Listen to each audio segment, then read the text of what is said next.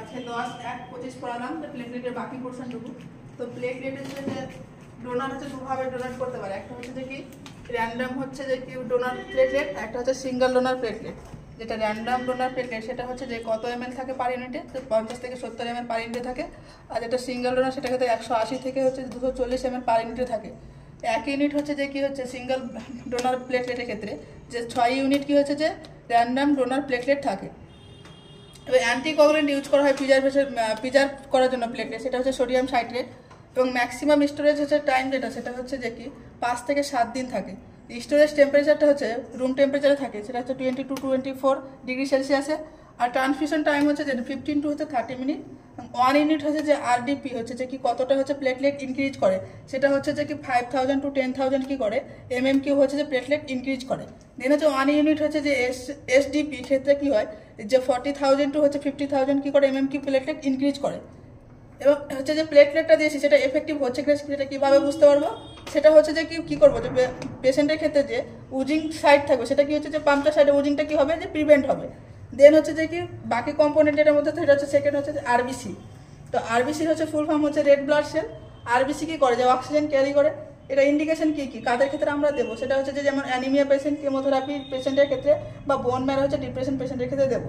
Normal RBC count কত থাকে 3.5 two হচ্ছে 6.5 মিলিলিটার পার এমএমকিউ।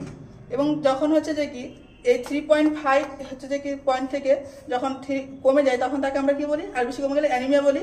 এবং হচ্ছে 6.5 মিলিলিটার পার এমএমকিউ থেকে যখন বেড়ে যায় তখন আমরা তাকে কি বলি, পলিসাইথেমিয়া বলি।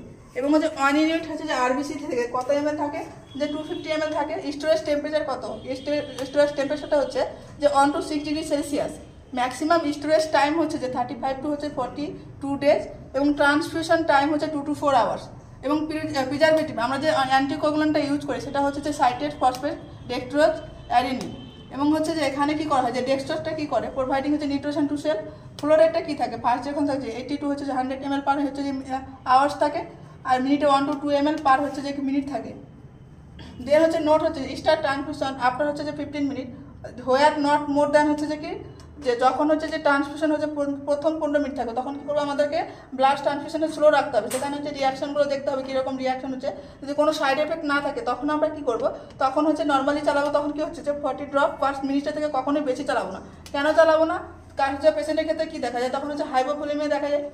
ব্লাড ট্রান্সফিউশন টাইমটা কত বললাম 2 to 4 আওয়ার্স। এবং 2 আওয়ার্স থেকে কমে চালালে কি পেশেন্টের ক্ষতি হবে, সেটা হচ্ছে যে যদি 2 আওয়ার্সে কমে চালায় তাহলে পেশেন্টের ক্ষেত্রে হবে কি যে সার্কুলেটিং ওভারলোড হবে। সার্কুলেটিং ওভারলোডে যা যা সাইন সিম্পটম দেখা যায় সেগুলো দেখা যাবে। এবং যদি 4 আওয়ার্সে আমরা বেশি চালাই তাহলে সেখানে কী হবে পেশেন্টের যে পেশেন্টের হচ্ছে সেপ্টিসেমিয়া হবে, ইনফেকশন হবে। এবার হচ্ছে এইচবি অফ পেশেন্ট ফর হচ্ছে কখন আমরা হচ্ছে যে কি ট্রান্সফিউশন করবো হিমোগ্লোবিনে কত থাকলে। তো যদি অ্যাডাল্ট পেশেন্টের ক্ষেত্রে যদি 8 থাকে বা 8-এর কম গ্রাম থাকে তাহলে আমরা চালাবো। ইনফ্যান্টের ক্ষেত্রে ইনফ্যান্ট মিনস হচ্ছে 28 ডে থেকে যে 1 বছর বয়সটা থেকে ইনফ্যান্ট বলে, সেখানে কী করবো যে 12 থেকে হিমোগ্লোবিন কম বা 12 থাকলে আমরা সেখানে হচ্ছে ব্লাড ট্রান্সফিউশন করতে পারবো। দেন হচ্ছে যে অন হচ্ছে যে কি এইচবি মলিকুলস কী করে কন্টেন্ট 4 মলিকুলস আয়রন। এবং হচ্ছে সেই আয়রন কি 4 মলিকুলস থাকছে তাহলে কি হচ্ছে 1 এইচবি মলিকুলস ক্যান ক্যারি কী করছে যে 4 মলিকুলস অক্সিজেন ক্যারি করছে। আর 1 গ্রাম হচ্ছে কন্টেন্ট হচ্ছে 3.34 গ্রাম হচ্ছে আয়রন। আর 1 গ্রাম এইচবি হচ্ছে ক্যান ক্যারি করছে যে 1.34 ml পার অক্সিজেন। আজকে এই পর্যন্ত।